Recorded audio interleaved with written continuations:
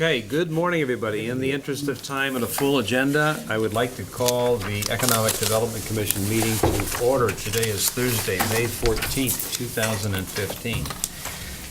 Do we have any comments or questions on the minutes? No. Okay. Do we have a motion for approval of the minutes? So moved. Second? Second. Okay, all in favor? Aye. Thank you. Update from the town engineer on the status of the PAC and Community Senior Center. I guess we're going to move over on that, Hiram? Yeah, I don't know whether Jeff's gonna come or not. Oh, there he is. No, not here. Can we jump, Dave wanted to see if we could move you up on the agenda.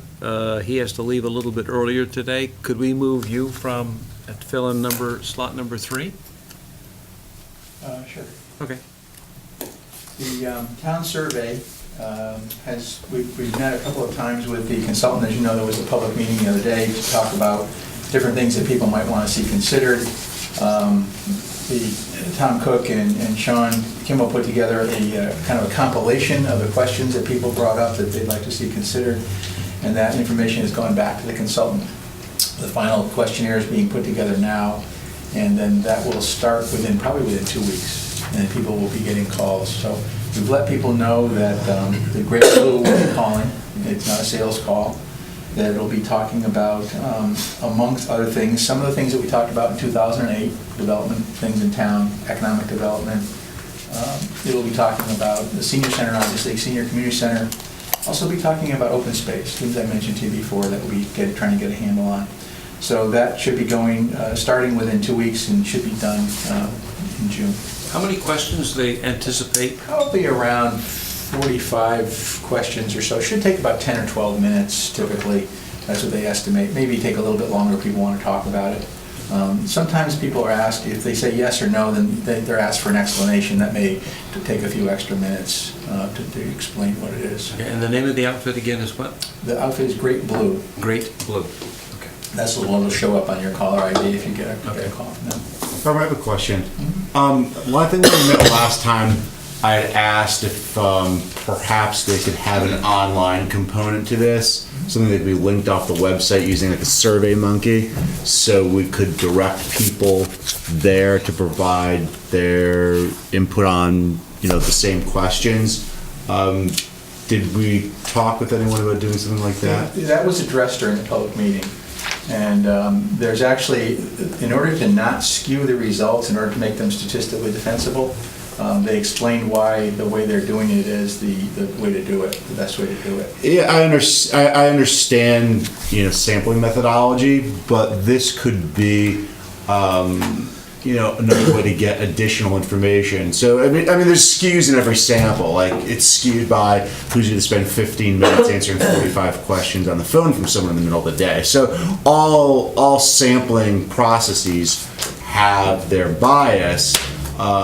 This would be another way to get an additional section of information. Then once you have the information, you could decide what you want to do with it. You could decide, gee, does this look similar to what was a statistically random sample, regardless of those biases on the phone calls, or does it look different? I mean, I think it could be something that could inform the results. Well, again, I'll tell Tom and Sean to discuss it with the consultant and see what they can do. Yeah, and I'd be happy to participate in that conversation. The other thing, Hiram, the question about, and I think Carl talked about the cell phone versus the hotlines, and I think the answer we got was from the town engineer. They were going to combine the two groups in the sampling technique.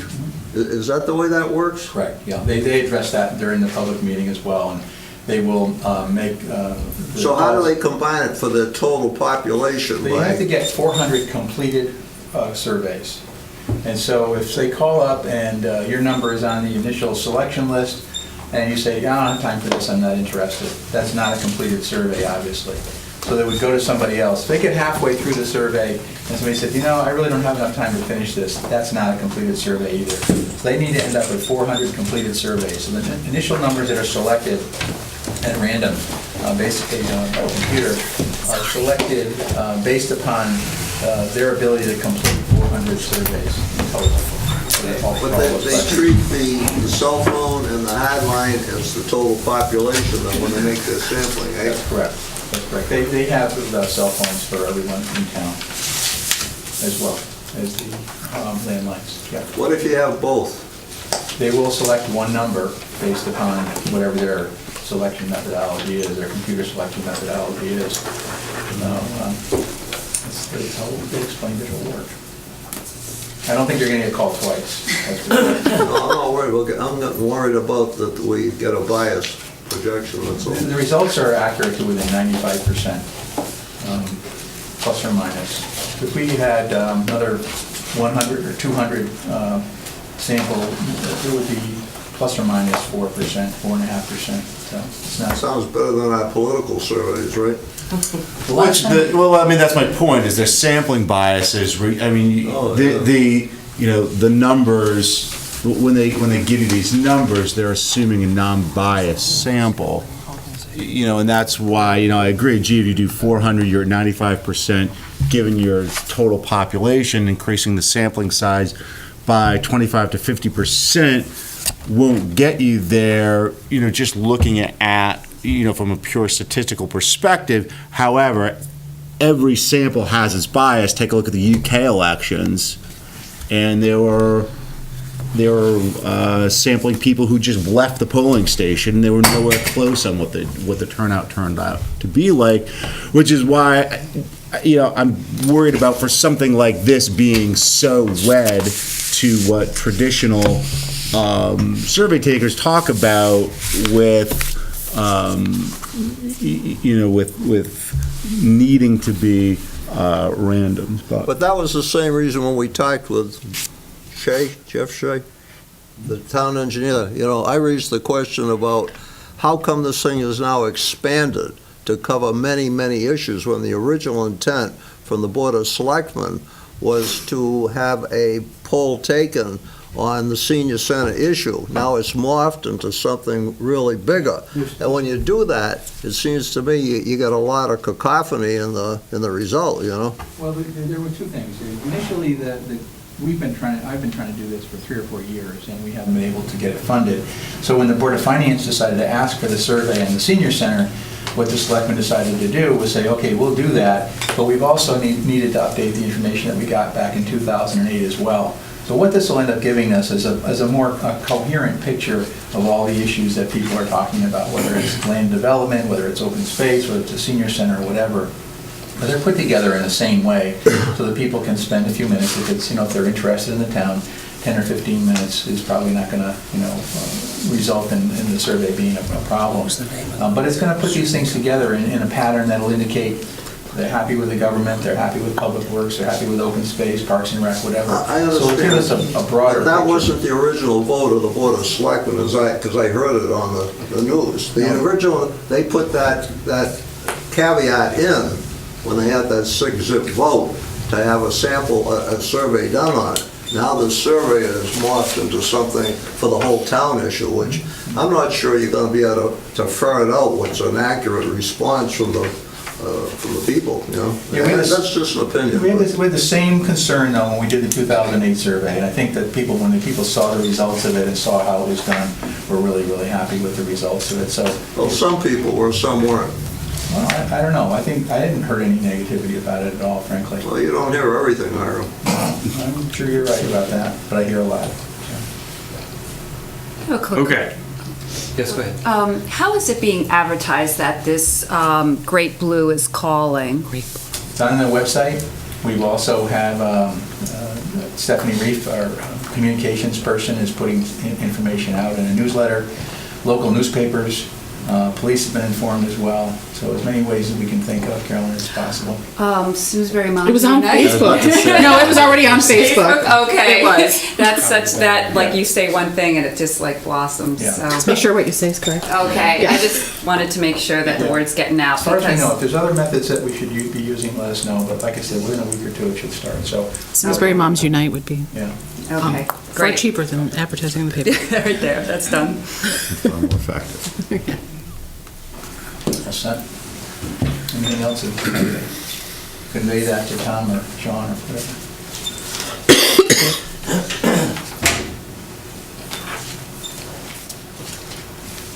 The other thing that I wanted to mention was that we had 10 minutes. Do you want to do that presentation now, Mark, that I talked to you yesterday about? Yeah, if you want to do that now? Sure, I want to do that. Mike Gerard is here to talk about a presentation. This is an application that's sort of partway through the process, but I wanted to give the board an opportunity to hear quickly about it. I told Mike yesterday that he wanted to take up 10 minutes or so and talk to you a little bit about it, get hopefully some feedback from the EDC. That would be great. It hadn't gone to zoning yet, has gone to planning, and planning liked it, but Mike can talk about it and see where we go from there.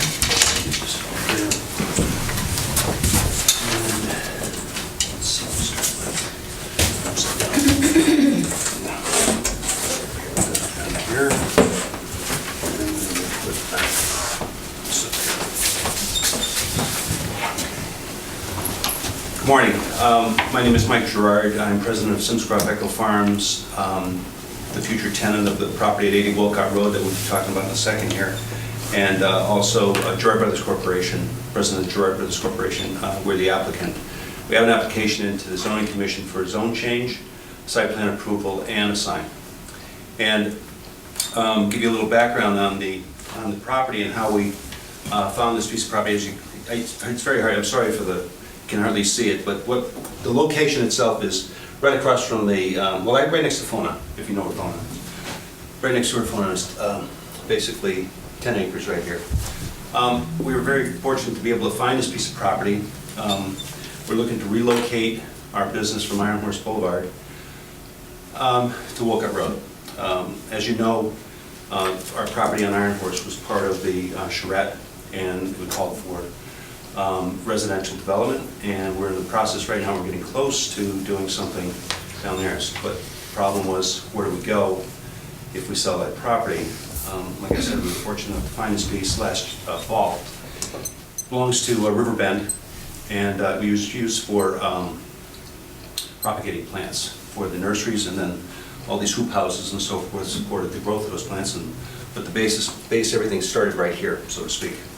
They've since sold and moved the operation for the most parts, and we went in there and did a lot of talking about where we would go and how we would, how it would work, and with all the utilities, the location itself, we felt that it was a very good, or appropriate use for the type of business we're in, which is excavation and with trucks, and we sell materials, we process materials, and so forth and so on. We had looked at some other properties in East Granby, and Bloomfield, but we didn't want to leave town. My brothers and I have been here. We've been in business here for 43 years together, four of us, and we wanted to continue operation in Simsbury. This is basically the building we're proposing to be built on Wolcott Road. This is the front building. This is what you see from driving by at the street. Very similar to our office on Two Farms Village Road. And oh, by the way, we're going to move eventually our office from Two Farms Village Road and sell that property also, kind of locate in one location. From the back, you can see that the commercial building is kind of sheltered by the front building. So when you drive by between that and all the landscaping that we've got planned, we should look like an office building at the street, and will be a commercial operation in the back. The property itself is right now there's an existing building on it, about 7,500 square feet. It's all the material there is all sand. It's very well drained, so most of all the runoff will not exist. Actually, most of it will go into the ground before it hits the property line. There is a detention pond here, and everything drains to this one particular detention pond. 7,500 square foot building here. All total, when we're done, will be probably with around 20,000 square feet altogether, with office. The existing building will be storage, and our shop will be operated out of right here. We've also included in our proposal, we've been working with Phonon. They want to expand. They have room inside the building, but they have no place to park cars. So they asked us to When they found out we were interested, we were talking, and they said, geez, we'd love to have more parking spaces. So we've accommodated them with 30 parking spaces adjacent to their existing lot right here. And the phone-on application is going on simultaneously with ours for the zone change also. Now, the reason for the zone change is this is industrial one land. Both phone-on and this Wolcott Road property is industrial one land. And our use allows, our use requires I-2. But even more important is that the lots need to be 10 acres on I-1, minimum of 10 acres. This is 9.97 acres, 9.79 acres, and Vonon is a little under 2 acres. So neither one of us comply with the zoning requirements that they are, so they're non-conforming lots, so to speak. With the change to I-2, they both become into conformance. However, we would be completely in conformance with regards to setbacks and all of that. Vonon is non-conformance in some of the being up against the property. They're only 2 feet from the property line right now, so their setbacks, they wouldn't really comply. But with the additional property, they definitely are less non-conforming than they are today. So there's a process there. We have quite a business there, and it's something you want to expand. So it seemed to work out very well for both of us. Are they acquiring those parking or just Yes. leasing them from you? So they're acquiring okay, so it'll be part of their Yes. property. And by doing that, it decreases their coverage just a very little, but it definitely improves the non-conformance of the property rather than increase it. Yeah, they had looked at that to purchase additional when they did their original expansion. I remember that they That's couldn't right. get it at that point. They had to get a series of variances, though, Right. so that any of the non-conformities that exist there now are approved through the Right. zoning board of appeals by variances, absolutely, yeah. Other than that, this is a Butler building. Borghese put this together for me. This would be just a wood frame building, very similar to our office now. A few other, it's a little bit different, but it's pretty much the same. And our exposure would allow us to put solar panels on the roof. So, and with the Butler building, their standing seam roof is very appropriate, is accommodating for that. So we're thinking about that, which would have quite a bit of exposure to the south. And the property itself would be paved. All the blue would be paved here. So anything coming in, there was concern about tracking material into the street and so forth. Right now on Iron Horse, we've got about 50 feet of pavement at the street, and it really doesn't work very well, but it works. I mean, we have to sweep the street almost constantly. So this allows us to put an anti-track system here, plus allow us just 100 feet to the gate, and then basically another 250 feet to the end of the thing. So by the time into the anti-track bed. So by the time the trucks get out there, what normally lands on Iron Horse right now will end up landing in this here, so we can just basically sweep our own property. So it's designed to do what we want it to do. The other thing is the property right now is completely surrounded with fence, and it's in very good condition.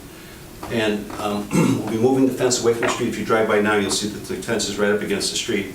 Moving the fence back, we'll be including gates, so the site of the gates would be here, here, and here. So the entire back portion would be secure, and the offices you'd be able to drive up and do whatever you want to do.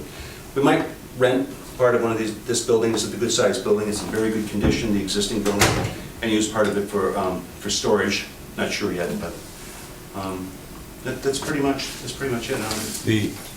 That drawing, the back L portion, is that part of the property that you'd be acquiring? Yeah, that. This piece right here would be where we store our materials. Okay. There's a salt shed here. There's a above-ground fuel cell here. Trucks would be parked here. Equipment would be parked back here. This area here would be for stockpiling earth materials. Then in the back here, we would use that to stockpile our catch basins, pipe, all the different materials that we use. Would those be viewable from the road? No, we hope not, because these berms right here are supposed to do their job. And I suppose if you stopped right at the entrance and looked down, you would see something down at the other end. But the whole idea was to try to hide it, I guess would probably be the best way to say it. These berms are relatively high. This is low in front of here, and there's also one more berm going in right over here. This plan has a little bit of a preliminary plan. Ed's got the finals, but pretty much the only thing here, difference is this berm is not there. What's your time frame on making this transition?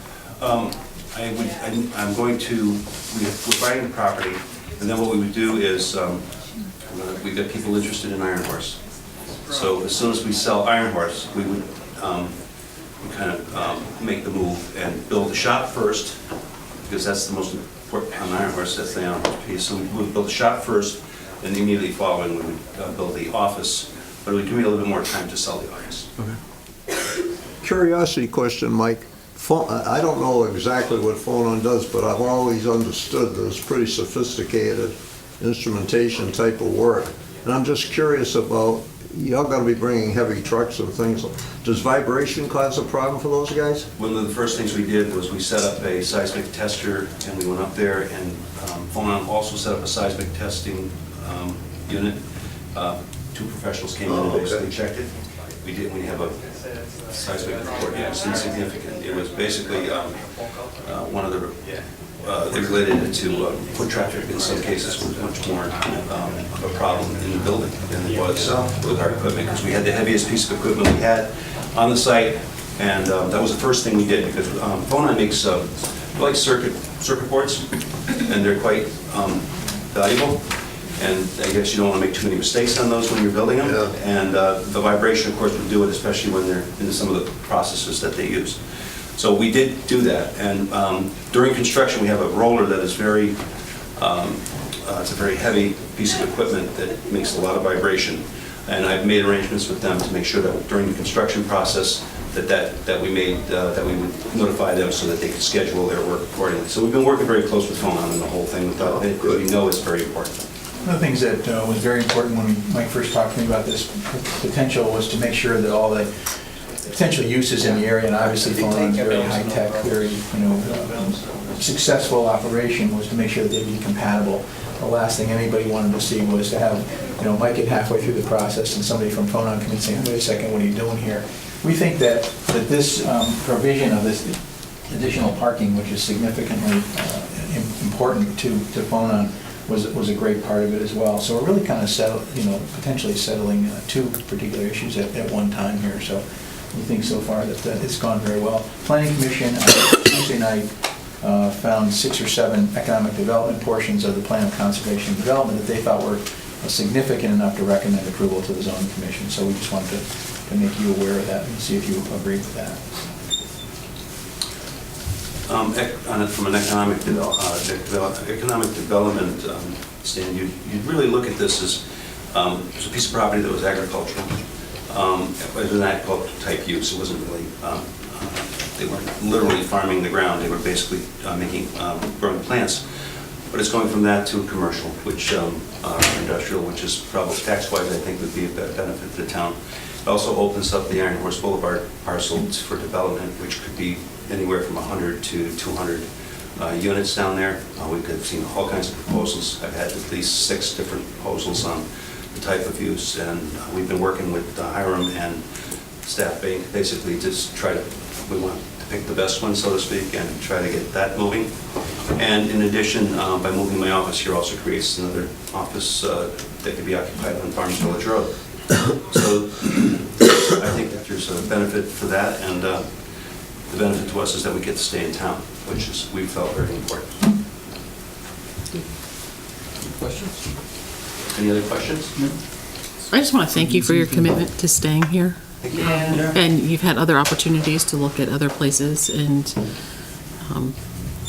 that just shows how well the town is working with local business owners, and I just want to commend you for making that decision. Thank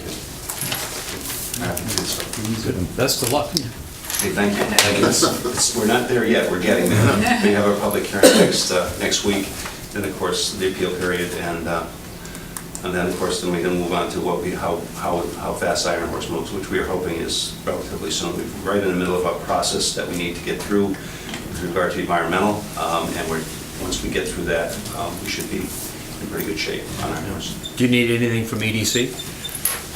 Frankly, you know, if the EDC would wanted to recommend to the zoning commission approval of the project or look favorably upon the project, that would probably be Okay. something that would be helpful to the applicant.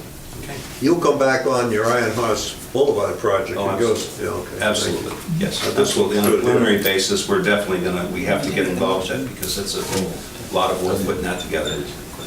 Not so much for Mr. Gerard, but Hiram, this would be one of those situations where we would use that, Checklist. yes, Yeah. that, just to kind of, Yep. This came up late yesterday. Right, and that's why I And understand, apologize yeah. for that, that's my, but it would be one of those where we kind of can go through and prompt some of those questions and Yeah. figure out if it fits within our means. you know what, to say this too, if anything comes up either today or next day or so that occurs to you as a question that ought to be presented, let me know, please, and I'm happy to get that to Mike and make sure that gets answered. Okay. Do we, somebody like to make a motion that the EDC would recommend this project to zoning? So So move second? Second. All in favor? Aye. All against? Carries. Thank you. Thank you. Thank you, Mike. Thank you very much for your time, I appreciate it. Will you do a letter to Zoom?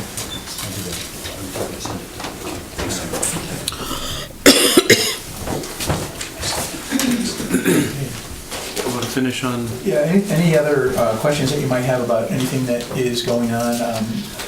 I got My an ribbon email cutting. yesterday from, I asked Big Y when they were going to start, and they indicated that the initial holdup had actually sort of put the scheduling of the project behind, and so it's actually scheduled now for 2016 start, which is next year, 6 months now, 7 months from now. So that's what their current schedule is. I have that in an email from them yesterday, Dave. Thank you. Get it in writing. Anything else going on in town that? Yeah, I mean, there, as I say, the Webster Bank, building is, Jackson Eno passed away, as you know, and so they're doing some internal rearranging with regard to their partnerships and how that's going to work out, but that project is still scheduled to go forward as far as I know. Talked to them a couple days ago, and they're doing those rearrangements internally to make that work. We hope that they'll still start this year on the initial building in front and then move forward later on. We had a pre-construction meeting on 155 Hot Meadow Street, which is a pool barn site. Last week, we had about 15 people here from DOT, from Cumberland Farms, also for the developer for the pool barn building. They have sort of started some of the preliminary work. I think they started on Monday. They'll be start actually probably excavation probably start next week on that, and they'd like to move forward within about 10-15 weeks. That should be in operation. So the building for the pool barn will go ahead at the same time as the convenience store.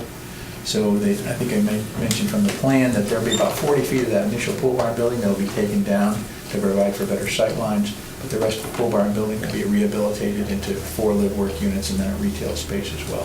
So that'll be going on at the same time that the construction of the convenience store is going on as well. So that's underway at this time as well. What's the status of the apartments being built up by Walcott Road? Dorset Crossing? Yeah. Yeah, those are proceeding along as well. My understanding is that within a month or two that they should be having people come in there. It's a significantly large complex. Come people. I'm sorry, Harm, how many units are there? 168. 168. Yeah. Yeah. Anything They're also- other, oh, sorry. One other thing too, there are 299 units were approved by the court as part of the Meadowwood development. And that was the 8-30G application. That's 74 affordable units as well in the Hoskins Road area. Whether that's going to go forward or not, I have no idea at this point in time, but there are 300 units there that add to the total. Those are all individual single-family homes. So there's a difference in type of product that would be available in that area as well.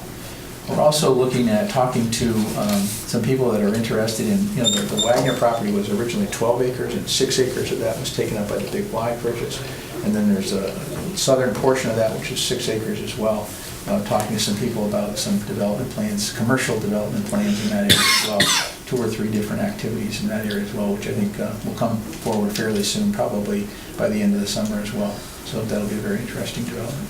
To that's the portion where the deli is? Yes. But that land has sold, right? 3 acres to Antonio's? That's correct. Okay. Is that what you're alluding to? Yes. The people? Yep. Yes. But that's already happened, right? The sale has taken place, but no plans have come in. Correct, that was my question. So all I'm indicating is that those plans are being sort of formulated now. Okay. And they're talking about different possibilities and different options on that property. I think it's pretty close to 5 or 6 acres. It's the lower half of that 12 acres portion. So I think that'll be a good, exciting sort of a commercial aspect to that whole. That still leaves a couple of acres back there behind the Ford building, right? That's correct. That are still under Wagner's control? That's correct, Okay. yes. Yeah.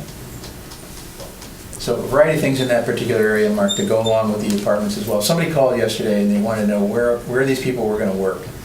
I obviously don't know where all 168 of them are going to work, but I can tell you that the original marketing studies that were done for the parcel indicate that probably a number of those people will probably work over on Day Hill Road up there, very easy to get to Day Hill Road, they'd rather live here and have that short commute over to Day Hill and use the commercial activities, whether it's Big Y or those small stores in that area, and then work over there. So that's what their marketing studies initially showed. Some of the people obviously will work in town, live in town. So. Anything on the commercial aspect, when you go into those apartments, it's all zoned, I guess, that they can put? That's correct. There's only one medical office building there right now. The other proposal is for a second medical office building. They're also talking to some drugstores, which I don't have. Nothing's happened, okay. Right, and they're also talking to a bank as well. I don't know where the status of that is as well, but there are some other commercial discussions going on. The other commercial discussion that's going on now is obviously the southern end of the southern end of town, where Northeast Utilities currently is, and that there are apartments that were approved by the zoning commission for the rear portion of that property. The front portion of that property was approved for commercial buildings as well, small-scale commercial building, medical offices, small retail offices, small restaurants, that kind of thing as well. So the front portion of that along Hawk Meadow Street, and that's 60 acres by the Northeast Utilities property, would remain commercial. The only residential portion of that is the rear portion. So that's in the works right now as well. And the apartments, the condos are going ahead, I guess, right? I mean, They're in front of DOT as well now. Okay. Now, getting through the DOT process is taking the Big Y a year and a half, so see what happens with regard to how quickly this moves through the DOT process. Absolutely. Has the superintendent of schools and the Board of Ed requested from you projections on because of all these new developments, so they can accurately project their projected enrollments going forward? Every year or so they do that, Chris. We talk to they hire a consultant. In fact, I think last time they hired 2 different consultants to do it, to compare numbers. What's happening actually is the number of units that are being built actually have a relatively small number of bedrooms. So the number of children that are produced, look at West Street, for example, I think there are about 7 kids in that entire development, something like that. So 7.9 or something. But basically what's happening is with... Who was the .9 kid? Well, you know statistics, Jay, so... Still pregnant. So.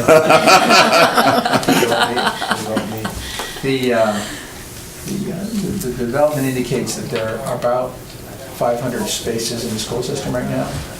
So there's not a lot of concern about filling up the schools with overfilling the schools. There's significant room for the kids in the school. Getting more right and now. more vacant.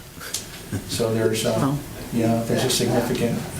Yeah, their current budget shows, or I guess provides for a reduction of another 100 or 120 kids, right? It will continue to go down. Yeah, the educators are all for this stuff. Yeah. Well, I think that what happens is, even in the homes now, even in the small single-family homes, like Carson Way, for example, that's the second half of Powder Forest, which was approved years ago. Those are 74 small single-family homes. And so the number of kids in that particular development is also going to be relatively small. They did that analysis when they went through that whole process as well. So the number of children out of that particular development is going to be relatively small as well. So that's not been an issue, a major issue at all for quite a while. So it's still scheduled to continue to go down. And there was, I hear there was trucks on the lot over by McDonald's, the bank? Was it the bank? Yes. They were moving the pavement? They have a approval for a small Right. bank on that property. There'll be no new curb cuts on the property. Interestingly enough, yesterday, it was a Monday morning, there's an anti-tracking pad out onto Route 44 that was not part of their plan, and the DOT is going to make them remove that. So that's a dangerous situation for trucks in and out of that particular location. plan showed only curb cuts in the existing locations that are currently there, no new curb cuts on the property. So that's the way that property is to be developed. Is that Webster Bank? Small scale Berkshire. Berkshire? Yep. Yep. So they had to cooperate and coordinate with McDonald's. Yeah. Through a lot of discussions about McDonald's, they wanted to make sure, how many burgers is going to cost us, so. Open an account, get a Happy Meal. Same with Hoffman, because Hoffman has a in and out there too, I guess, right? That's right, exactly right, yeah. So that is moving forward as well. Okay. Any other comments, questions, concerns? Any update on the Hartford? I can only tell you that there are 2 or 3 groups that are talking to the Hartford about it. CBRE doesn't share their discussions with me in terms of who they're talking to or what the status of the discussions are. Hartford will still be into it, in the building until at least the end of the year, and I'm hoping that something before the end of the year happens. So I think things are moving along, but the exact status of the discussions I'm really not sure about. So I've had 3 different groups come in and talk to us about what the process would be and how they could use the site in different ways. Some of the proposals are exactly in accordance with the charrette that we did down there and the sort of the framework plans that we had, with portion of the property being residential, a portion of it being commercial, and then some new retail as part of it as well. So other ideas are a little different. Just exactly which direction the Hartford goes, I couldn't say at this point. Think the big Y will go down there? No, I don't think so. I think that's too close to the Rutherford. Oh, okay. I mean, if you could synchronize those 2 deals, it'd be pretty good. All right, moving along. Any other questions for Hiram on this? Okay. Could we have Nancy? I know we didn't get you up here. Do I need to go there? Yes, please. Sorry about that, Herb.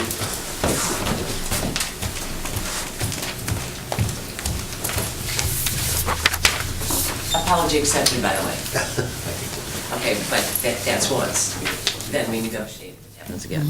But anyway. None of you happen to have participated in our amazing bus tour.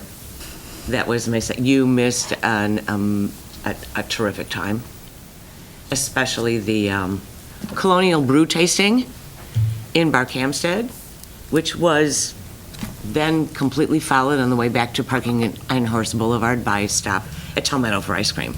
So, Colonial and present time, I guess we try to do our thing. That was the major project that we had going on with historical sites and those kinds of things. Next project for us is Sunday with the triathlon, Simsbury Triathlon, which, thank goodness, there are at least 125 people that will be participating in it. It's going to be quite a day. So if you are out and about, there are going to be 18 vendor tables, interesting food possibilities, and you'll have an opportunity to watch run bike paddle if you want. We're around. And all those vendors are at the Performing Arts Center.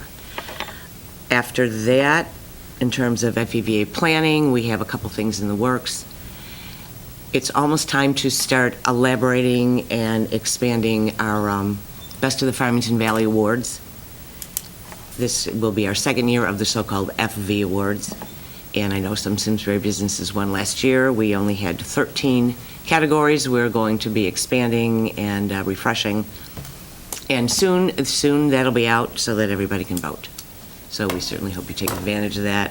Hopefully we'll get some press on it, and also Facebook and website. The next project that will be launched at our September annual meeting is what we're now calling Farmington Valley Discovery Tours. We're going through our membership and dividing it into categories and giving the public the opportunity to attempt to see as much of the members in the valley as they can. Our first project will be Fall Family Fun, which will be as many outdoor adventures as we can give people the opportunity to visit. The plan is going to be, it will be 6 weeks. You'll get the information. It'll be out hopefully everywhere. And if you participate and you go to one of those places on the list, you will then receive a rubber wristband. If you want to be eligible for a drawing, then you're going to come back to FEVA office if you have 8 to 10 and we don't have everything completely detailed. You'll come back You'll fill out a form to be eligible to win something, but you will have had the opportunity to go around and visit. We're starting simply with Fall Family Fun, which of course will include Flammock Farm and Tall Meadow again, and Roaringbrook Nature Center and things like that, and some stuff on the river. And then we hope to expand. We're going to do historic sites. We're also going to design a way to get to regular resources, even if it means going into a funeral home and saying hi, or going into an insurance agency or a real estate office. So we try to showcase each segment. We're going to start small with just one in the fall, and then we're going to double up and give people the opportunity to do different kinds of cycles of tours. So we put everybody out there in the public. So that's the next thing it's planning. And other than that, Governor's Conference on Tourism was Tuesday. The governor did show up at the after breakfast first session to say how grateful he was that tourism and regional tourism has created the statistics that you have in front of you. And Catherine Smith was there to say how much she had appreciated that. We certainly hope that that translates to the governor signing the budget that puts regional tourism back in it. Currently, the Appropriations Committee and the Republican budget designs have put regional tourism back in with a 10% cut. We haven't heard about anything from the Democratic side, and we have not heard anything about the governor and how he feels currently about making that happen. But we certainly hope so. There were over 300 people at the conference, all encouraging that to happen, so we all cross our fingers. What was the budget last time for tourism from the state? State tourism began at 15 million, then it went to 12, then it went to 10, and now it's kind of in there for 9-ish. What we have come to find out is that tourism does not get, I don't think gets all of that 9 million. Part of it goes to DECD strategic marketing. Regional tourism, each district got 500 and change. So we'll see what happens. Okay. Comments? Questions? Thank you very much. Thank you. Then I apologize for running out. I forgot coupons to stuff the goodie bags for Try Simsbury, so I'm going to run home. Okay. Next, well, Jeff Say's not here. Okay, let's move down to the issue of the tax abatement and business incentive policy. Everybody should have gotten a copy of the new draft, and also Lisa Hefner's comments were sent to everybody. So, looking at the comments 1 through 11 from our first selectman, do we have any comments on that? Yeah, so would it be helpful if we kind of all gave an overview and then kind of maybe dove into some specifics, or because I have a reaction kind of in general to. Can I just ask the Hiram about a timeline for, so this was brought from the process group to the Economic Task Force, who then unanimously endorsed it to bring to EDC, which we saw February, March, somewhere around there. Mm-hmm. And we voted to continue the process, provided there was no substantive changes. So then this went in front of the Board of Selectmen last week? Monday. Okay, so this week. My apologies for not being there. Didn't see the film yet on it. What was the outcome or the discussion around this at the first selectmen's meeting? I think in general, it had to do with the first select presenting this memo to the Board of Selectmen, saying that she had concerns about some of the wording. As you know, there had been a number of discussions. Town attorney was at the last meeting of the task force out at the library. Everybody said, this is in pretty good shape. There are minor tweaks that we need to do. But this memo came from the first selectman at the last meeting. And I really, to be honest with you, I haven't had a chance to sort of digest what this memo says in the meantime. I think what I need to do now is to go back and find out, can these comments be incorporated into it without significantly changing what the task force and the EDC has already voted to support. And I will do that probably early next week. I'll have that. And has the town attorney seen the letter from the first selectman regarding her with the comments, and I guess the question would be, after you compare her letter to the draft of the program, does any of her language changes that she's recommending or requesting change the intent of the incentive? And I think they do in some cases, so. Yeah, I think that's true. I think it is true, and I think that, and I don't have that information from the town attorney at all, but I certainly would put together a letter, to you and to both the task force in terms of, based upon the research that we've done and the work that's been put into this over the past year, what my recommendations are, and then, Board of Selectmen can decide to adopt it or not adopt it, whatever they choose to do, is their policy. So there was no vote taken on Monday? No, my understanding in terms of timing, Chris, is that the first meeting in June, it'll be discussed, and the second meeting in June will be a vote by the Board of Selectmen to whatever they do with it. Kind of an overview, not delving down too deep into it, but my first comment is there's nobody here. This policy's been going on for a year. I don't see anyone from the Board of Selectmen discussing what their comments were. It is kind of my view of it is there's a shift in the strategy based on this memo, which, to answer your question, I can't imagine it wouldn't go back to town attorney, go through the entire process again, and 4 months later, I guarantee you, it may not, Big Y may beat it, Dave. Yeah. Big Y may beat it. But I think it's, if there were some concerns, one, I think there's been plenty of opportunity that have been raised over the last year at the various organizations. This was not one of those bring it up and decided. This has been vetted by a lot of different people, a lot of different ways. I know the town attorney have been at those meetings where he's been there. So my view is, and if there were some major concerns, I would think there'd be some people here to kind of discuss it and say, hey, this is what we're thinking, this is what we're trying to do. So in my viewpoint, we approved the original business incentive plan to move forward without substantive changes. I think the representation is that from the last time we met and vetted this, there have not been any significant changes. The town attorney has since reviewed it and I believe given his blessing based on the prior, well, actually not prior, the existing proposal. So in my eyes, I would move forward with the existing proposal. Otherwise, we're at the last minute now going back and going to have to go through the entire process again. We'll have to go to the process committee. An update that might help the conversation. So at the Board of Selectmen meeting, we discussed how we would be proceeding, where it had been on our agenda. And so we will be having discussions, and we made the decision not to send it back to other boards. So in other words, we're not going to send it back to the task force. It's just going to be discussion among the Board of Selectmen. We're going to have a public hearing on it, which I think is great because the public can comment on that, and then that will come back before us and we'll vote. So certainly it doesn't mean you can't give further comment on it. You can do it within the public hearing itself, but at this point we felt like twice to the town attorney, support from Main Street Chamber and others, and then other comments have been coming in.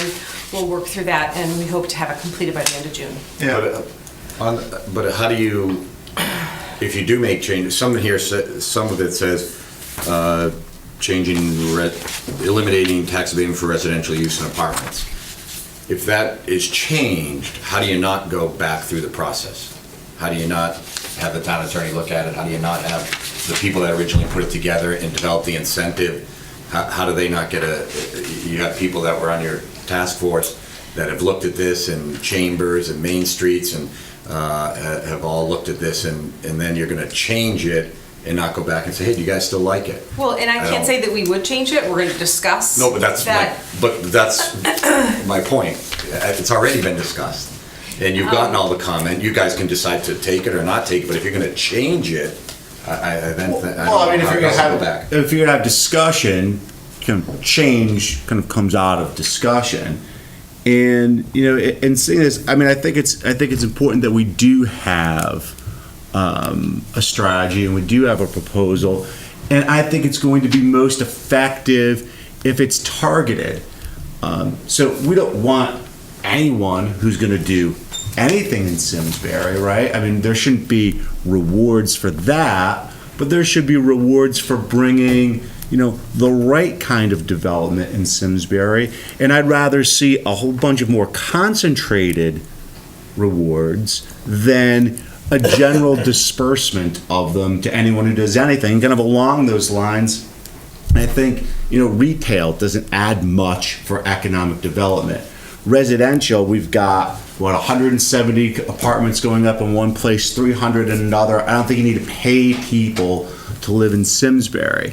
So I think your points are good, and we've had some of the discussions around that. And one of them was if you're taking into consideration a development in its entirety, and that being mixed use, and if it supports the vision set forward by the charrette, which was really done in concert with great input from the entire community, that would you want to consider that project in its totality as a mixed-use project? And as far as very limiting what the Business Development Committee has the opportunity to entertain and the Board of Selectmen has the opportunity to entertain, a lot of the discussion around the charrette, the PAD and everything was to give some flexibility, because you don't know what the market will dictate, you don't know the opportunities that might come before you, and if you set very narrow limitations, then you preclude yourself from entertaining those things. So I appreciate that sentiment, and I don't think that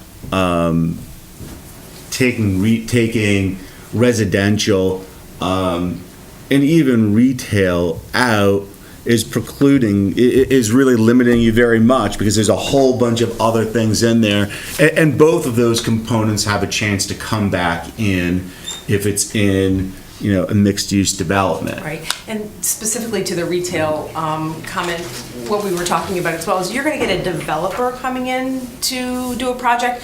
It's fairly unlikely that you're going to get a retailer to come in specifically to do something, and that they may be a renter of a space that's a larger development that you're giving that abatement or infrastructure dollars to.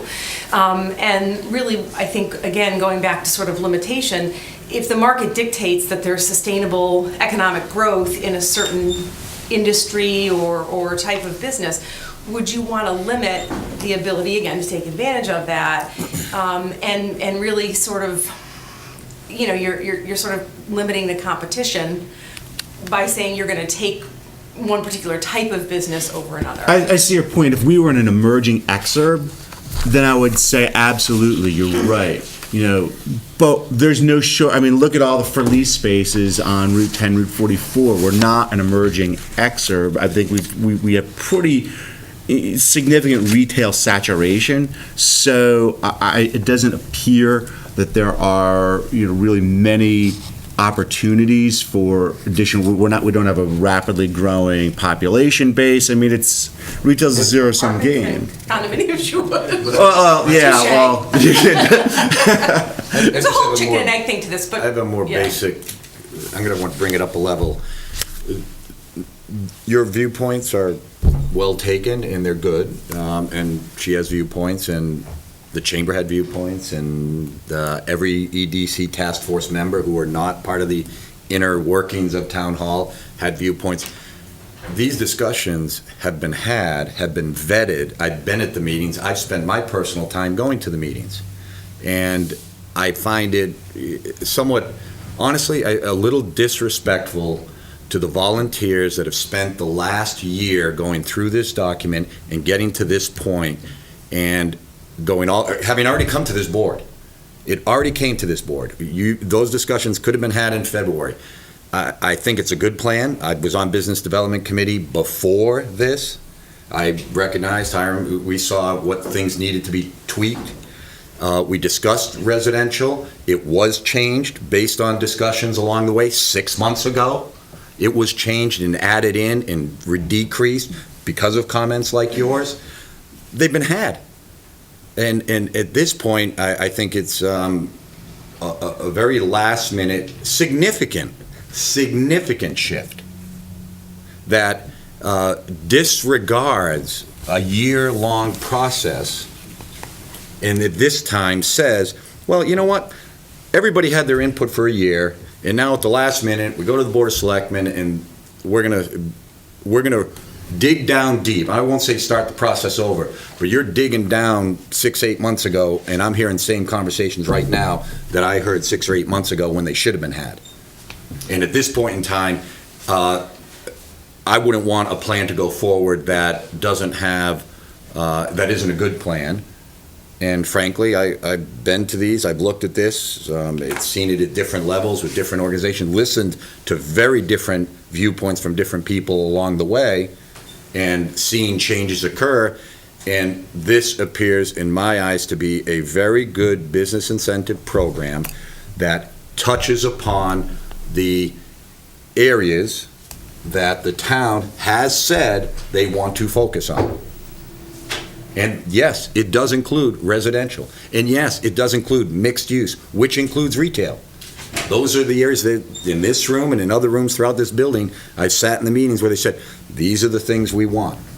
These are the things we want to incentivize developers to put in. And, but my last point is, it's completely discretionary. This policy is completely discretionary. The Board of Selectmen can take this exact policy, look the person in the eye and say, you know what? I just don't think so. Okay, so And so that allows anyone to say, you know what, we have too much of this in that area. I don't think we need to incentivize this developer on this project in this area. It's completely discretionary. So I don't see this harm or problem of moving this forward. And if some of the selectmen at some point in time feel that, you know what, we don't need that over here, that's fine. They're going to have every right to say no. all right, so let's not have a religious discussion on the content of this, but let's back up a second. So in terms of let's talk about how this works. So you have a business development committee. Is that is it? Yes. It exists So now. this is a new committee. No. No, No, it exists Lou sits now. on it now, correct? Yes. And Just for 10 years, 12 Yes. years. Yeah, so it's chaired by the first selectman, and it is the chair or the designee of the Board of Finance, EDC, and Zoning Commission. So those, and I'm sorry, 2 at-large members, correct? So it's been in existence. And it's So- been used. The other policy Selectively. has been used, and things have been approved, and they're nice projects things as have a not. result of the Business Development Committee and the prior tax incentive Yeah. policy. But there were some, for the last 2 years, we've been saying on the Business Development Committee, there needs to be changes to it, and that's how this kind of came out, at least 2 years ago, I would say. So Lou, I understand your point on all this work has been done, and these comments have been made, and if we're entertaining changes, the fact of the matter is that it's before the Board of Selectmen, and members of the Board of Selectmen have the opportunity to comment, and we will have that discussion and ultimately pass the policy in whatever form it takes based on those discussions. That's the normal part of the process. If any of you object to what has been suggested as discussion at that level by board members, the public hearing is the opportunity to say just what you did. So, and I myself have made on Monday night those points that, this had been vetted, it had been shared a number of times with not only this board, but, the full task force itself, that we invited comments from the chamber and they supported it. We invited comments from Main Street and they have supported it. So, I don't want to discourage you guys from having your opinion about where things are right now in terms of having it come back to you or not. It's just that we've worked on it for so long. The normal step of the process right now would be, and actually not even normal because it doesn't have to go to a public hearing, it's on ordinance, it's a policy. But we are going to go to a public hearing, allow for comment, and then the board will ultimately decide, how the policy. But a public hearing at the end of the process seems counterintuitive to me. A public hearing at the end, when it's already been done, is a complete waste of a year's worth of work, volunteer work, and that's the way I feel about it. I hear you, and I agree with a lot of what you're saying, but I think that the hearing is really, I think, the board's way of getting whatever final input there is. My sense is that if changes are made to the policy, and it could result that there are no changes made, or that there are several, it is the Board of Selectmen's policy to determine whether they adopt it or not. There's no question about that. Well, I agree with that part. That's yeah. always been their issue. I think it's important, and I've told some people this, that if the business community feels as though this is important to adopt, that they show up and let their feelings be known, or write a letter, whatever, but show up and let people know. I think that's an important thing to do. I think it's true that the public hearing is sort of the last thing prior to adoption, sort of in any of these processes that we do. And I agree that we have been working on it a long time. I think it's changed shape a lot of times. Town attorneys had a lot of input as well. So my hope is that it won't change a lot. We'll see what happens.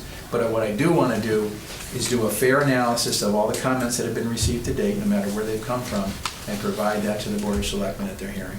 So- Which that part I don't, disagree with, but just going back in terms of what has been done already and coming to this board again, and others, the Chamber, the Government Affairs, which I sit on obviously, had it proposed, looked at it, gave their comments, and now you're going to ask business people to come again. Well, they've done it, and they're busy, and they're doing things, and it just, it goes on and on and on, when in fact, I think it's a good policy. I think it gives all the discretion to the selectmen to say yay or nay on any project, and I think it's time that the town move forward.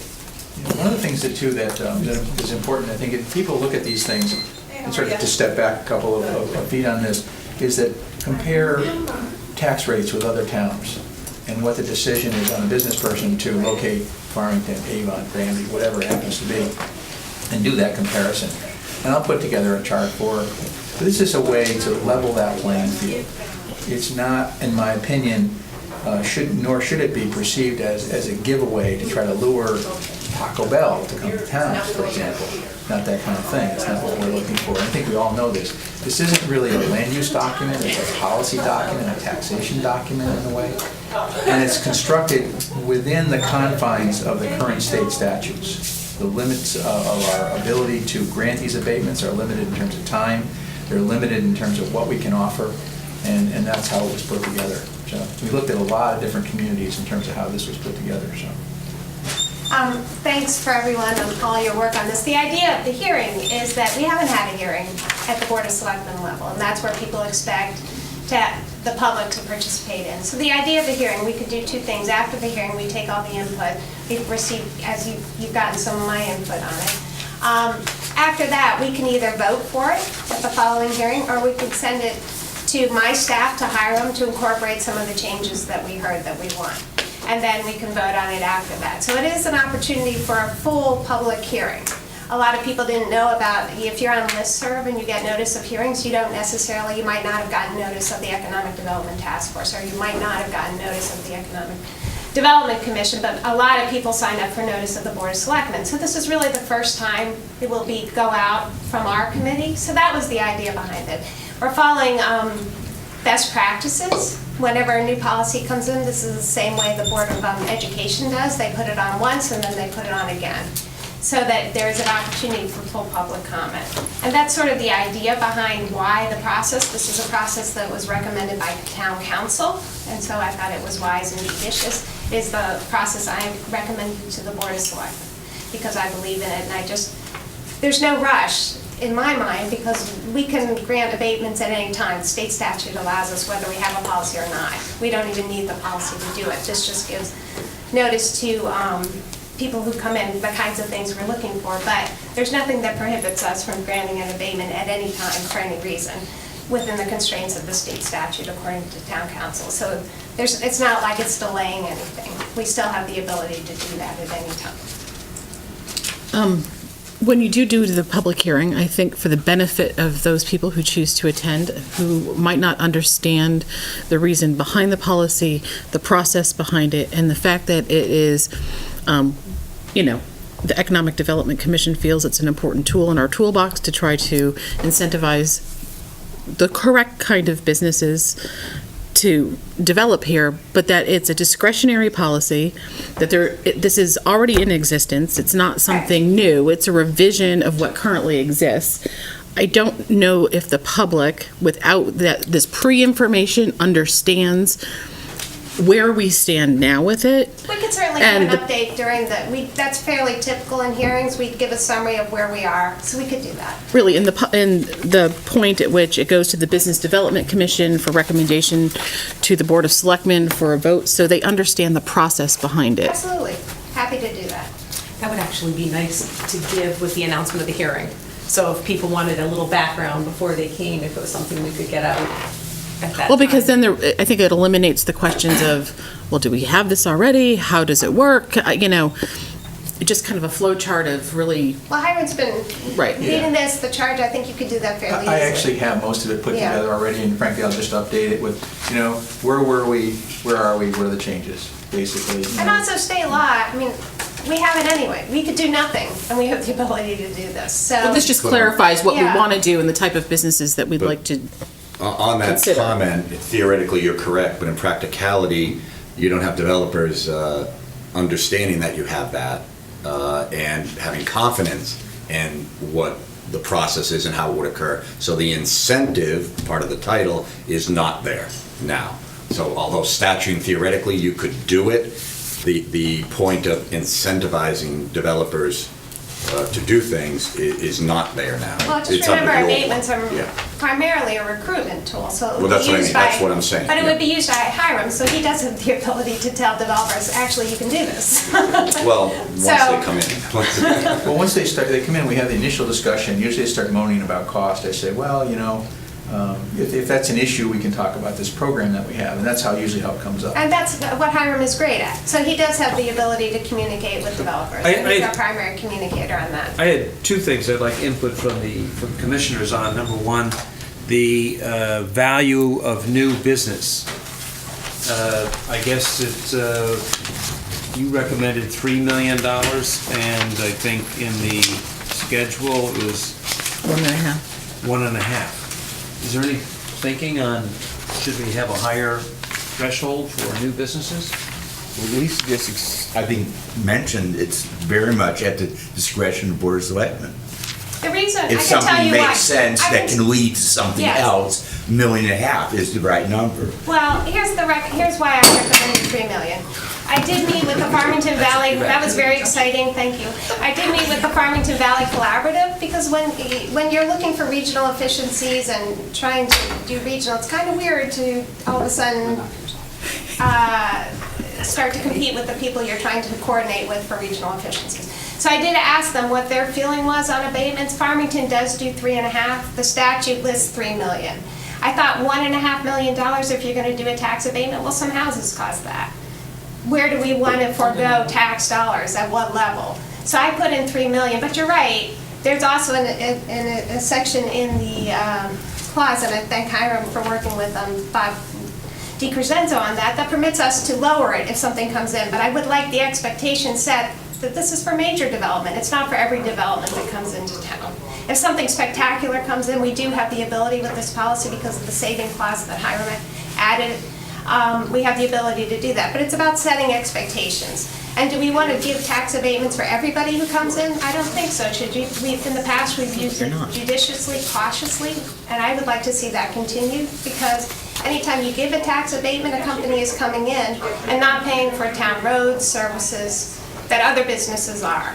So there are times when you absolutely want to do that, which is why I'm not against the policy in general. But in terms of setting expectations, I would rather set it higher, and if something spectacular comes in, well, we have the ability to consider that as well.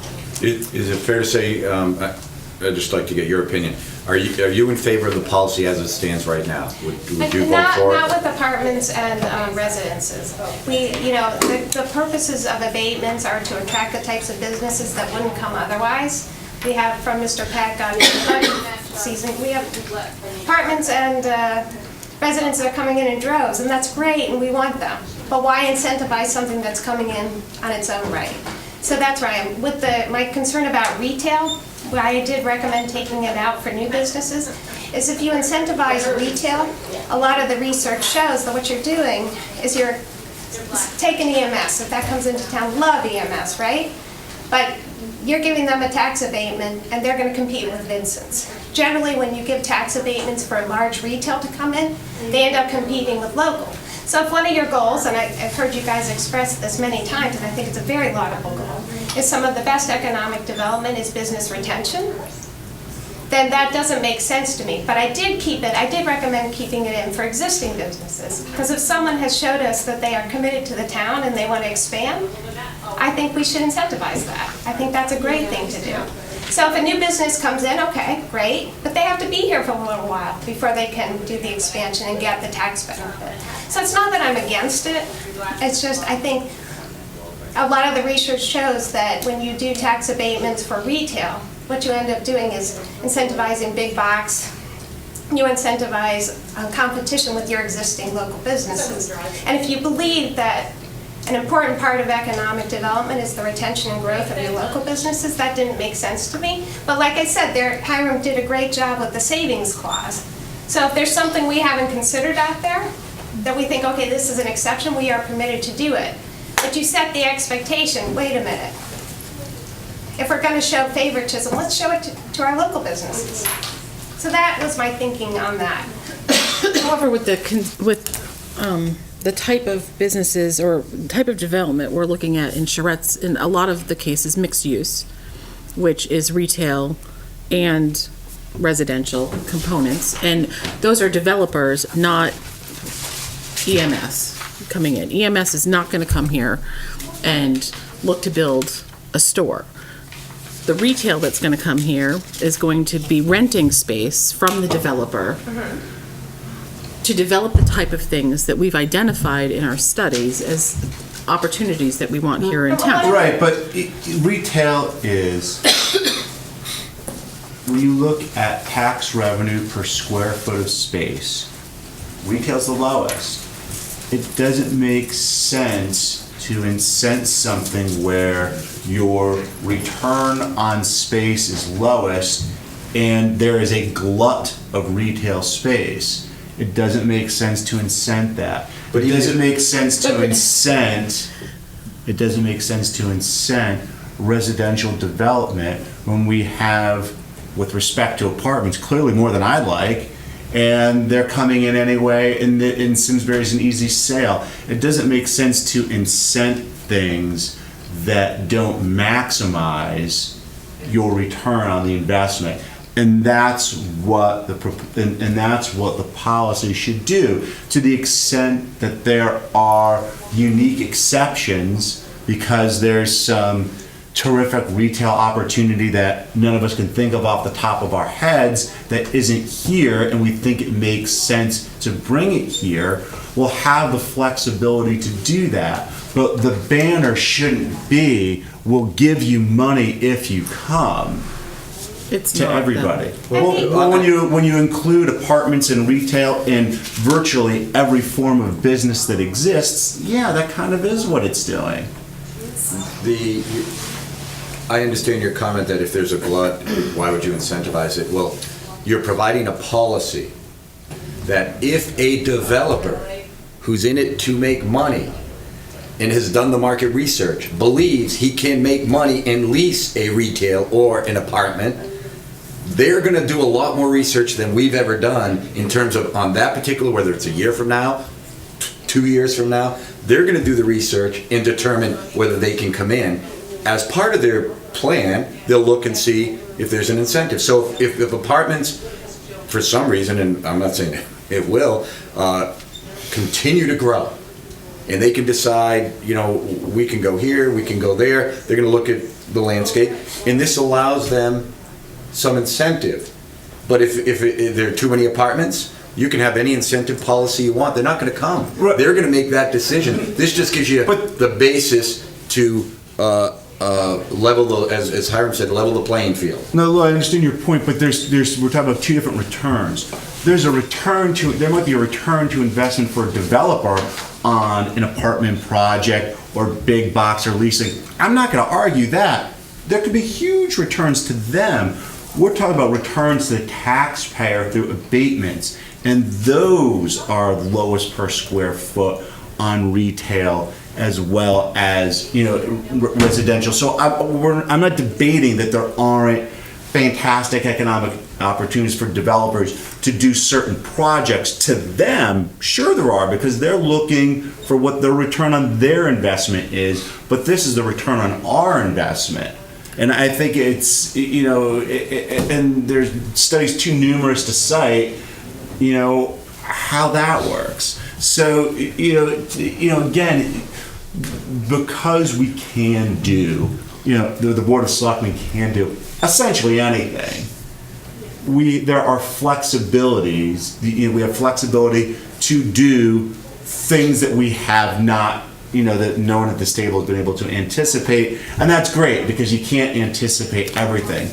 But your policy shouldn't be so broad as to say, well, gee, there's some things that we haven't thought of. Let's just list everything, because some of these ones that don't sound so great might have some hidden nuggets in there. I mean, there should be a clear message. And I think the clear message that we want to send is that we want to attract a development that's going to bring high-paying jobs to Simsbury, that's going to boost our tax base and boost our revenue as much as we can per square foot. I think that's what our goal certainly should be, as a commission should be for a town. Okay.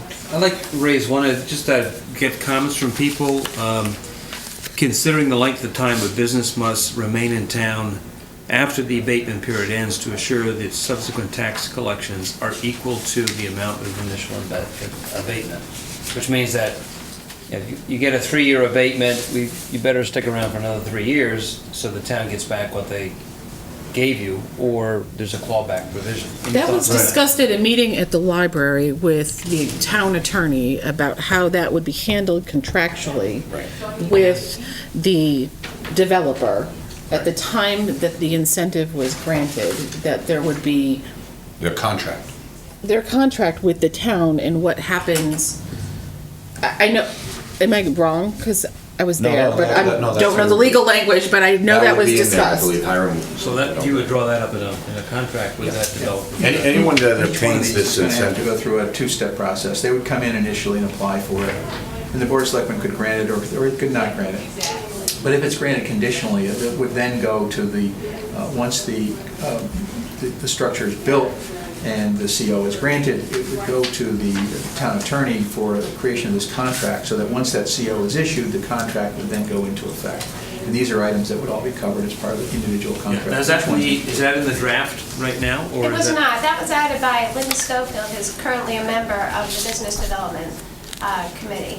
That was her suggestion to me, and she asked me to incorporate that in my memo. So that was why I added it. You're right, it doesn't have to be there. We could do it as a condition of granting the abatement. But it's about setting expectations. A lot of abatements end at the term of the abatement period. That's fairly standard. This says, no, we want a commitment from you that you're going to stay, because a lot of businesses, the life term of an average business, or I can't remember which type of business, is about 8 to 10 years, or the life of an abatement. So the idea was, if we're going to grant you the ability to be in town without paying for town roads, services, police, all these services everyone else pays for, we expect you to be here after the abatement. Because what you don't want is to grant an abatement, and the minute the abatement leaves, up and leave to the next town that offers an abatement. That's not incentivization. Over the last several years, what's been the average term of abatement that the town has granted? We only allow up to 3 years right now. Oh, so 3, okay. So it's not a big commitment to a company coming in, but it said, and again, if a company doesn't want it and we really want it, we don't have to do that, because there is the flexibility within the structure of the policy itself that we can, but it is about setting expectations. When we grant abatements, we expect you to stay. And so that helps lay out that expectation. So I thought that was a recommendation that I was in favor of, and I appreciated Ms. Schofield for sending that to me.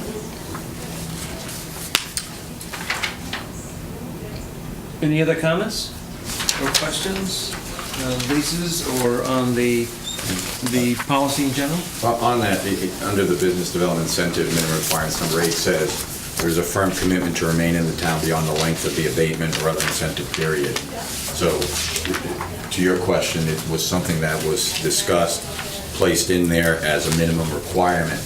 The extent of that commitment would be articulated in the final document. That's approved. So the or not clawback, so the approved. clawback will be part of the contract as opposed Yes, to. and the town attorney absolutely, using that term, explained that at the Okay. library when we You met. could put it in the policy to set the expectation, though. Either way, I'm gonna It'll sign be your in there contract whether, without it, yeah, but- okay. Yeah, no, that was the last piece that I had was the gee, where's the clawback, yeah. Yeah, no, we discussed that. Okay. Anything else on the policy at this point? And so this is ongoing. Have the date's been set for the public hearing yet? We are planning on doing it on the first meeting in June with a potential vote or recommendation for referral for further edits. So will at it the come, following- will it come back to us in June? No. No. Hiram, excuse me, this may have been asked before, I just don't recall. Approximately how many abatements do we grant per annum? Well, in the last 9 years, we've probably granted 5. Yeah, it's very, very small. Yeah, very That's what I sparingly. kind of remember. And I will say, when I talked with the Farmington Valley Collaborative, Farmington, who has this policy, in which this policy is based on largely, in addition to the other research Hiram did, they don't use it. And everyone at the Farmington Valley Collaborative is like, the best thing you can do is conservative budgeting, planning, which we've done, expedited approval process. What you're However, these are saying people is next to that- highways. But I will add that, as you saw from Nerd Wallet, we have a higher mill rate, but if you look at our property values, they're actually a little bit more affordable, which is why we're number one for affordability for small families. So when you have a higher mill rate, the way it works is sometimes property values are a little bit lower, so it's a little more affordable to purchase land when there's a higher tax rate, because that's just the nature of how it works. You all know this when you look for your house. It's a little bit more affordable in Simsbury than it is in Avon. But we're not looking for houses, we're looking for businesses. Same with businesses, the same theory. I don't think so. Oh, you're saying this is supposed to level the playing field. It seems that not many games in town. Well, I mean, In the past, that's all Yeah, changed. we hope so. Yeah. I mean, we Again, do have, it does give some flexibility. We've always used it cautiously and judiciously. I would not want to make this a giveaway for everybody who comes to town. It should be used, as I think Jay said, for those businesses that we really want. We know what businesses we really want because we did the marketing study. We know we want high technology. We know we want ecotourism.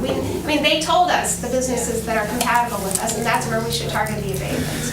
And so I appreciate, that's just my thinking on it. I think we also need to recognize, though, that we're not Farmington, okay, and we're not Avon, because we don't have the access to highways that other communities, fortunately or unfortunately, have. And so we need to have a tool in our toolbox in order to continue economic growth here in Simsbury, because we've got, in some people's minds, a detriment because of easy access. But we have the quality of life, and that's where we Right. compete, and Right. that's where our economic development efforts with respect to recruiting these companies need to focus on. Because That's a good segue. Well, I wanted to know, are you asking EDC at this time to make a recommendation on the We've on the already made a draft? recommendation. No, We made sorry. a recommendation on continuing the.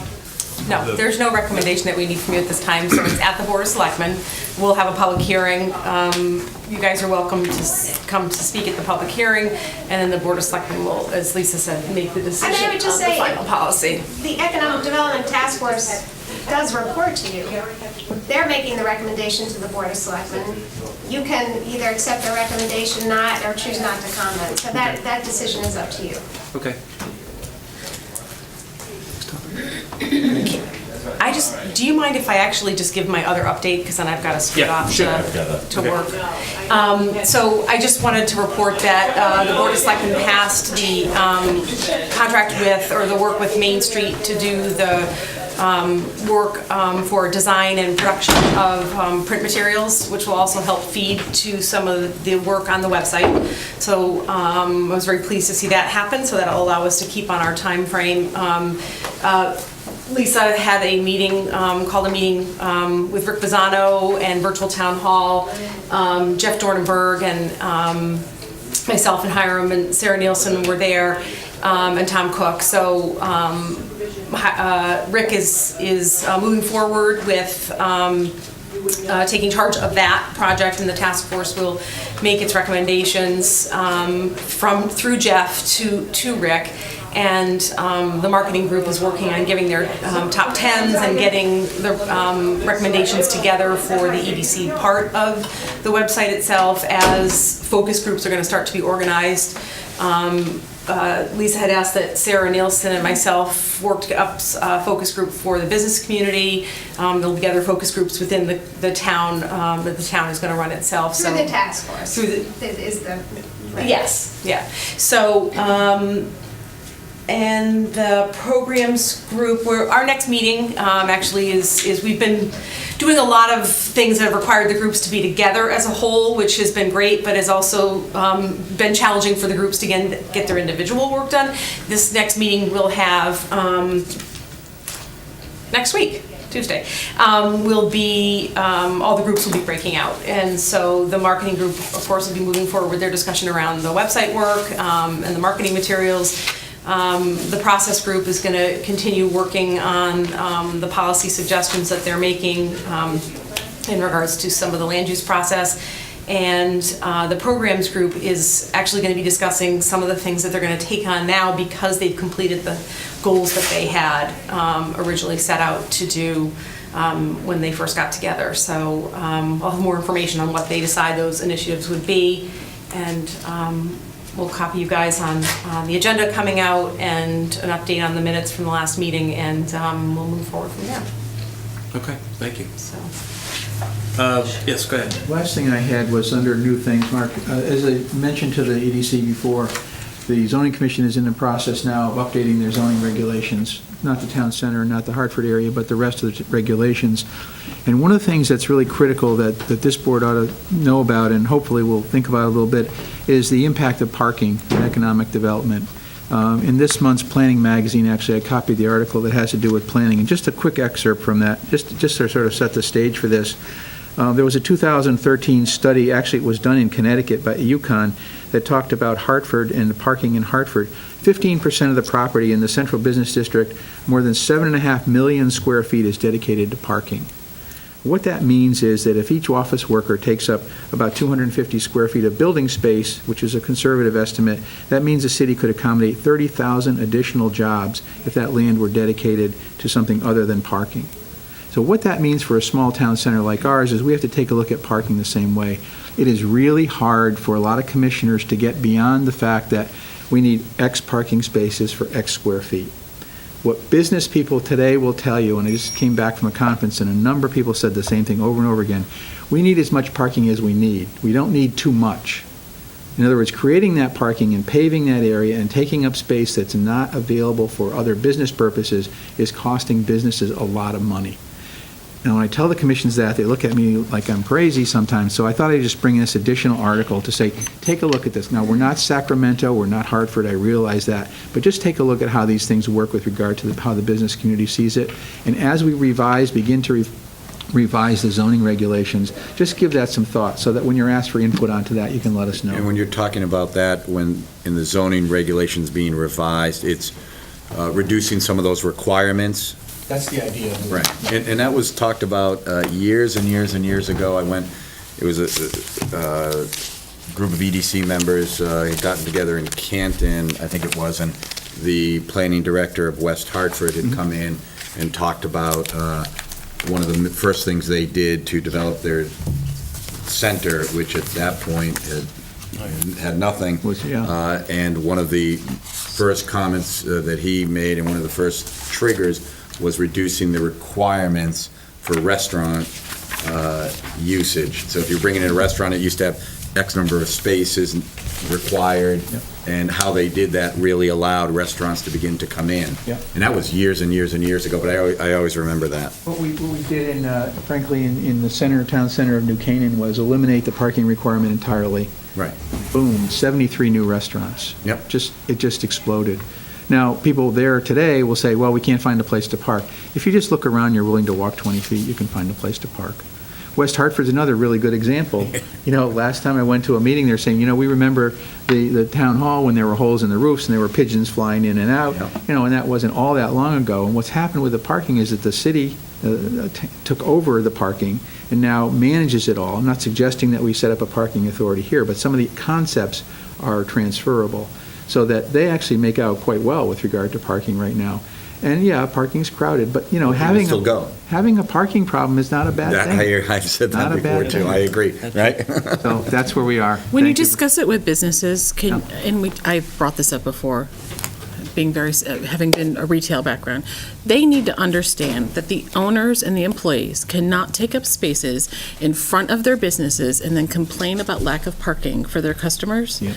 when they're not sensitive to that fact. Yeah, absolutely. Because when they're taking up prime spots for their customers to come in to do business with them, and they're the owners of the business, it's not appropriate Not for them helpful, to yeah. complain about a parking situation. Absolutely. So they have to have their own internal policy about what their rules are for their employees. Absolutely. Yeah, I'll get it absolutely there. correct. Okay, and with that, Thank you. we didn't get to the town engineer or to the Hudson property, but it's past 9 o'clock, so do I have any other comments or questions? I just didn't see Main Street, were they not coming, or? They did No, it we last didn't- time and we yeah. missed Farmington Valley last time. Yeah, so we didn't put them on because we had a full agenda. Okay, Okay, so do we have a motion for adjournment? so moved. Second? Thank you. Great, thanks. Thanks, Howard. When we get our act together. Okay, yes. That's it. I am buying, We have a design flaw here. I'm buying casters for these chairs.